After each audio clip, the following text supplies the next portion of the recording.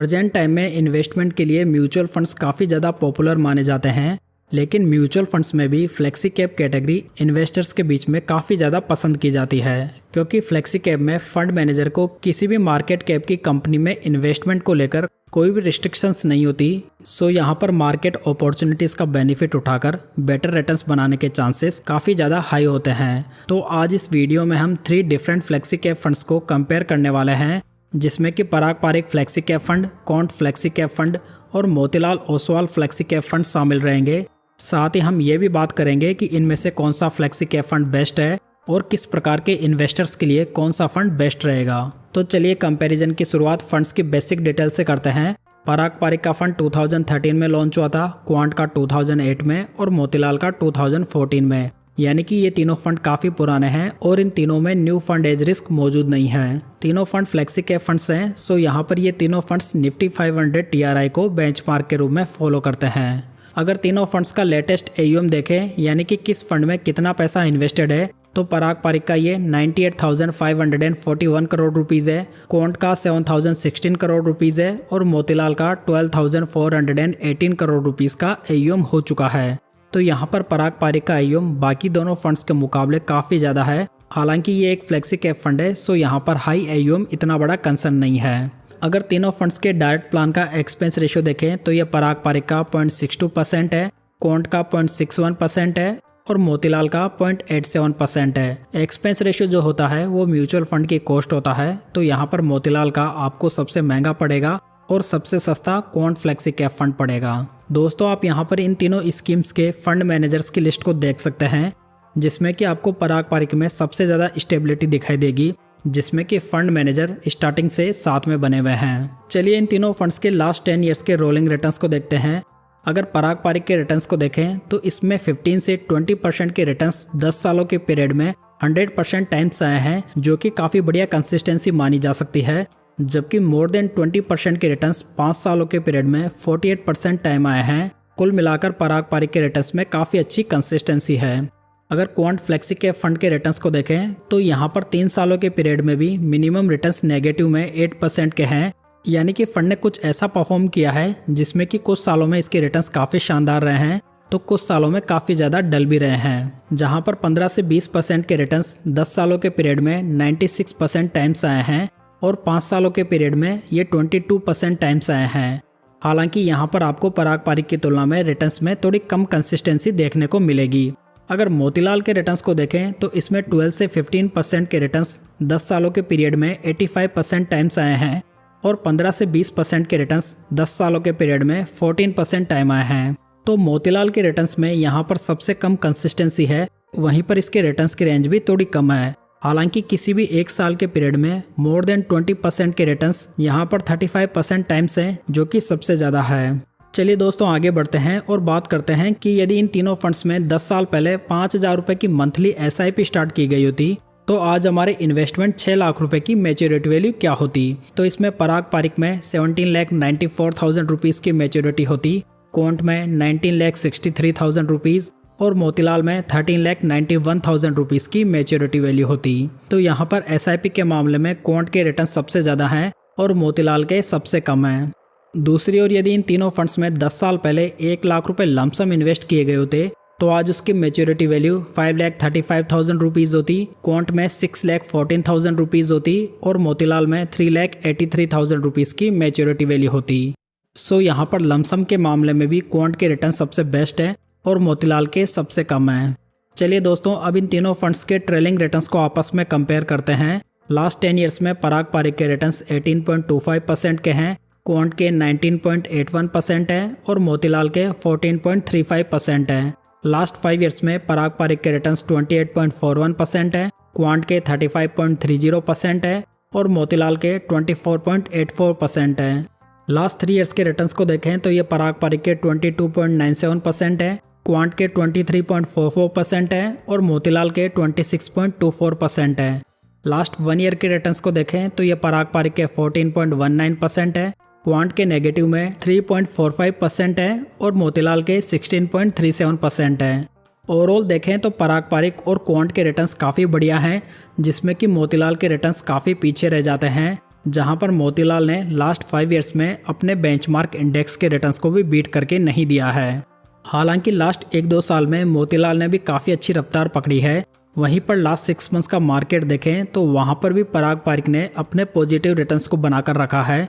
मतलब कि इस फंड में आपको बहुत ही अच्छी डाउनसाइड प्रोटेक्शन देखने को मिल जाती है। वहीं पर क्वांट और मोतीलाल ओसवाल के फंड्स में काफ़ी कम डाउनसाइड प्रोटेक्शन अवेलेबल है। चलिए दोस्तों, अब इन तीनों फंड्स के इंपॉर्टेंट रिस्क रेशियोज पर नज़र डालते हैं। अगर फंड्स का अल्फा देखें तो ये पराग पारिक का 6.98% है, क्वांट का 3.17% है और मोतीलाल का 7.07% है। तो यहाँ पर जो अल्फा रेशो है वो बेंचमार्क इंडेक्स से अधिक बनाए गए रिटर्न्स को इंडिकेट करता है। तो यहाँ पर ये मोतीलाल का बेस्ट है और क्वांट का इन तीनों फंड्स में सबसे कम अल्फा है। बीटा रेशो देखें तो ये पराग पारिक का 0.62 है, क्वांट का 1.09 है और मोतीलाल का 0.90 है। बीटा रेशो जो होता है वो किसी फंड की वॉलेटिलिटी को मेजर करता है। तो यहाँ पर जो पराग पारिक फ्लेक्सी कैप फंड है पूरी कैटेगरी का लोएस्ट बीटा फंड है, यानी कि ये फंड काफ़ी कम वॉलेटाइल है। क्वांट स्मॉल कैप फंड पूरी कैटेगरी का हाईएस्ट वॉलेटाइल फंड है। अगर फंड्स का साप रेशो देखें तो ये पराग पारिक का 1.22 है, क्वांट का 0.74 है और मोतीलाल का 0.94 है। दोस्तों, साप रेशियो ये बताता है कि फंड कितने रिस्क फ्री रिटर्न्स बनाकर दे रहा है। तो यहाँ पर भी ये पराग पारिक का बेस्ट है और सबसे कम क्वांट का है। तो ओवरऑल यहाँ पर देखा जाए तो पराग पारिक फ्लेक्सी कैप फंड के रिस्क रेशियो सबसे बढ़िया है, जिसमें कि मोतीलाल के रिस्क रेशियोज को हम सेकंड पे रख सकते हैं और क्वांट के यहाँ पर थर्ड माने जा सकते हैं, जिसमें कि ये काफ़ी ज़्यादा वोलेटाइल फंड भी है और कम अल्फा भी जनरेट कर रहा है। चलिए अब इन तीनों फंड्स का पोर्टफोलियो देखते हैं। यदि नंबर ऑफ स्टॉक्स की बात करें तो ये पराग पारिक में 85 है, क्वांट में 39 है और मोतीलाल में ओनली 16 स्टॉक्स मौजूद है।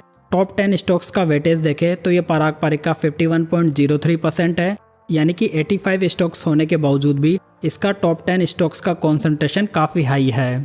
क्वांट का 47.64% है और मोतीलाल का 61.93% है, जो कि काफ़ी कॉन्सेंट्रेटेड पोर्टफोलियो की श्रेणी में आता है। अगर पोर्टफोलियो का पीवी रेशियो देखें तो ये पराग पारिक का 3.29 है, क्वांट का 3.02 है और मोतीलाल का ये 9 है। पीई रेशियो की बात करें तो पराग पारिक का ये 17.67 है, क्वांट का 24.65 है और मोतीलाल का 54.38 है। तो यहाँ पर जो पीई रेशियो होता है वो पोर्टफोलियो का वैल्यूएशन दिखाता है। तो यहाँ पर पराग पारिक का वैल्यूएशन काफ़ी कम है और मोतीलाल का बहुत ही ज़्यादा है, जिसका मेन रीज़न यह है कि ये fund growth style of investing को फॉलो करता है, जिसमें कि ग्रोथ कंपनीज की वजह से यहाँ पर वैल्यूएशन हमेशा ज़्यादा बना रहता है। अगर प्रेजेंट कैश होल्डिंग को देखें तो पराग पारिक की ये 2.43% है, क्वांट की 5.12% है और मोतीलाल की 8.07% है। हालांकि यहाँ पर पराग पारिक ने मोर देन 23% डेट फंड्स में भी इन्वेस्ट किया हुआ है, यानी कि फंड अभी के वोलेटाइल मार्केट में काफ़ी ज़्यादा लिक्विड पे बैठा हुआ है। वहीं पर मोतीलाल ने भी मोर देन 20% डेट में इन्वेस्ट किया हुआ है, जो कि सेम पराग पारिक की रणनीति मानी जा सकती है। अगर इन तीनों फंड्स का टर्नओवर रेशियो देखें तो पराग पारिक का ये 14.10% है, क्वांट का 115.65% है और मोतीलाल का ये 154% है। दोस्तों, टर्नओवर रेशियो ये बताता है कि जो फंड मैनेजर है वो पोर्टफोलियो स्टॉक्स में एक साल में कितने चेंजेस करता है। यदि ये चेंजेस कम हो तो ये पोर्टफोलियो स्टेबिलिटी के लिए बढ़िया माना जा सकता है। तो यहाँ पर पराग पारिक का टर्नओवर रेशियो काफ़ी कम है, यानी कि ये फंड बाई एंड होल्ड की स्ट्रेटेजी को फॉलो करता है। वहीं पर क्वांट और मोतीलाल का टर्नओवर रेशियो बहुत ही ज़्यादा है, जिसमें कि ये दोनों फंड्स पोर्टफोलियो स्टॉक्स में एक साल में काफ़ी ज़्यादा चेंजेस करते हैं और ये चेंजेस करके ही रिटर्न्स बनाते हैं, जिसमें कि काफ़ी ज़्यादा रिस्क की मात्रा इन्वॉल्व हो जाती है। तो दोस्तों, यहाँ पर पराग पारिक फ्लेक्सी कैप फंड एक स्टेबल फंड है जो कि स्टॉक्स को खरीदता है और लंबे समय तक होल्ड करता है। दोस्तों, आप यहाँ पर इन तीनों फंड्स का एसेट एलोकेशन देख सकते हैं। तो यहाँ पर पराग पारिक का most of investment only large cap companies में है, जिसकी वजह से ये काफ़ी अच्छी डाउनसाइड प्रोटेक्शन भी दे रहा है। वहीं पर बात करें क्वांट और मोतीलाल की तो ये दोनों फंड्स ग्रोथ इन्वेस्टिंग को फॉलो करते हैं, जिसकी वजह से इनमें mid and small cap companies में भी काफ़ी बड़ा एक्सपोजर लिया गया है।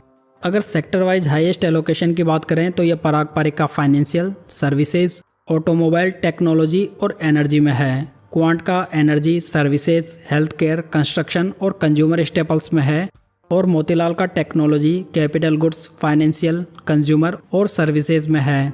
दोस्तों, यहाँ पर पराग पारिक ने फाइनेंशियल में मोर देन 38% इन्वेस्ट किया हुआ है और क्वांट फ्लेक्सी कैप फंड ने एनर्जी में 28.54% इन्वेस्ट किया हुआ है, यानी कि इन दोनों फंड्स ने किसी एक ही सेक्टर में काफ़ी बड़ा एक्सपोजर लिया हुआ है, जिसमें थोड़ी रिस्क की मात्रा बढ़ जाती है। लेकिन देखा जाए तो पराग पारिक ने फाइनेंशियल में ज़्यादा एक्सपोजर लिया हुआ है, जो कि अभी के समय उम्मीद की जा रही है कि फाइनेंशियल सेक्टर आने वाले समय में अच्छा कर पाएगा। दोस्तों, आप यहाँ पर इन तीनों फंड्स के टॉप 20 स्टॉक्स की लिस्ट को देख सकते हैं, जहाँ पर आपको पराग पारिक में भी कुछ एक स्टॉक में मोर देन 5% का एक्सपोजर दिखाई देगा। हालांकि ये सभी लार्ज कैप स्टॉक्स हैं, जिसकी वजह से यहाँ पर इतनी बड़ी कोई चिंता की बात नहीं है। वहीं पर क्वांट ने रिलायंस में मोर देन 10% का एक्सपोजर लिया हुआ है, जो कि same quant small cap fund ने भी किया हुआ है। बात करें मोतीलाल ओसवाल फ्लेक्सी कैप की, तो यहाँ पर ओनली 16 स्टॉक्स अवेलेबल है, जिसकी वजह से यहाँ पर इंडिविजुअल स्टॉक्स में काफ़ी ज़्यादा कॉन्सेंट्रेशन भी है, जिसकी वजह से यहाँ पर स्टॉक स्पेसिफिक रिस्क बहुत ज़्यादा बढ़ जाती है। किए गए एनालिसिस के बेसिस पर देखें तो ये तीनों फंड्स ही किसी एक ही प्रकार के इन्वेस्टर्स के लिए तो बेस्ट नहीं हो सकते। पराग पारिक फ्लेक्सी कैप फंड एक स्टेबल नेचर का फंड है, जो कि लंबे समय से इस कैटेगरी का बेस्ट फंड बना हुआ है। साथ ही इसमें यूएस मार्केट की कंपनीज का एक्सपोजर भी मिल जाता है, इसी वजह से ये फंड काफ़ी ज़्यादा पसंद भी किया जाता है। वहीं पर क्वांट फ्लेक्सी कैप फंड काफ़ी एग्रेसिव फंड है, जिसमें कि इन्होंने काफ़ी रिस्क उठाकर बड़े रिटर्न्स बनाए हैं, लेकिन आगे भी इनकी आर्बिट्रेज स्ट्रेटेजी काम करेगी इसकी कोई गारंटी नहीं है, क्योंकि फंड का AUM पहले के मुकाबले काफ़ी ज़्यादा हो चुका है और फंड की स्ट्रेटेजी अब इस प्रकार से दिखाई भी नहीं दे रही है। इसी वजह से जो एग्रेसिव इन्वेस्टर्स हैं वो इस प्रकार के फंड्स को देख सकते हैं। बात करें Motilal Oswal flexi cap fund की, तो इन्होंने तो एक इंडिविजुअल इन्वेस्टर जैसे स्टॉक्स का पोर्टफोलियो बनाया हुआ है, जिसमें कि इन्होंने ओनली ग्रोथ स्टॉक्स को ही शामिल किया है। तो ये फंड मोमेंटम के साथ में बढ़ते तो काफ़ी फास्ट है, लेकिन इनमें गिरावट भी उतनी ही तेज़ी से आती है। अगर 3 साल पहले तक देखें तो मोतीलाल के सभी फंड्स स्ट्रगल कर रहे थे, जिसमें कि उनकी स्ट्रेटेजी काफ़ी स्लो थी, लेकिन बाद में इन्होंने ग्रोथ इन्वेस्टिंग को फॉलो करना शुरू किया, जिनमें कि इन्हें काफ़ी अच्छे रिजल्ट्स भी मिले। इसी वजह से Motilal Oswal flexi cap fund only high aggressive investors के लिए फिट हो सकता है। बाकी यदि इन तीनों फंड्स को रैंकिंग देनी हो तो यहाँ पर पराग पारिक फर्स्ट रहेगा, सेकंड पर Motilal Oswal flexi cap fund और थर्ड पे क्वांट फ्लेक्सी कैप फंड। तो दोस्तों, ये थी आज की जानकारी। उम्मीद करता हूँ कि आपको पसंद आई होगी। वीडियो अच्छा लगा हो तो इसे लाइक, कमेंट और शेयर जरूर कीजिएगा। साथ ही इस चैनल को सब्सक्राइब जरूर कर लीजिएगा। तो चलिए दोस्तों, फिर मिलते हैं किसी नई जानकारी के साथ।